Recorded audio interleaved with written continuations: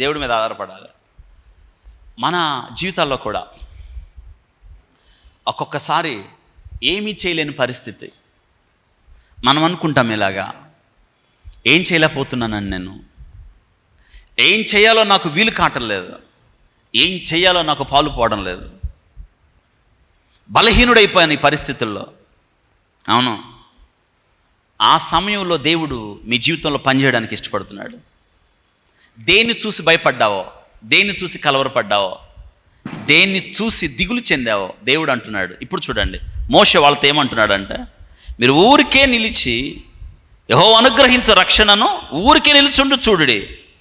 మీరు నేడు చూచిన 13వ వచనం, మీరు నేడు చూచిన ఐగుప్తీయులను ఇక మీదట మరెన్నడును, వెరీ బ్యూటిఫుల్,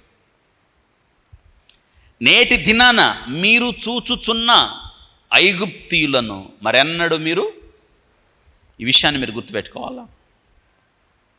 నేటి దినాన మీరు చూస్తున్న మీ శత్రువు ఎవరో, మిమ్మల్ని భయపెడుతున్న సమస్య ఏంటో, మిమ్మల్ని కలవర పెడుతున్న సమస్య ఏంటో, మీకు నిద్ర లేకుండా చేస్తున్న సమస్య ఏంటో తెలియదు. కానీ దేవుడు మాట్లాడుతున్న మాట ఏంటంటే, మీరు ఊరికే నిల్చుండి యెహోవా అనుగ్రహించు రక్షణను చూడుడి.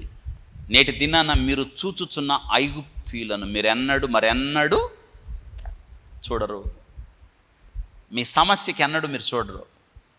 మీరు దేని విషయం భయపడుతున్నారో దానిని మీరెన్నడూ చూడరు. ఎందుకంటే దేవుడు మీకు ఆధారమైనప్పుడు, దేవుని మీద మీ దృష్టిని నిలిపినప్పుడు మీరు భయపడవలసిన అవసరం లేదని జ్ఞాపకం చేస్తున్నాను.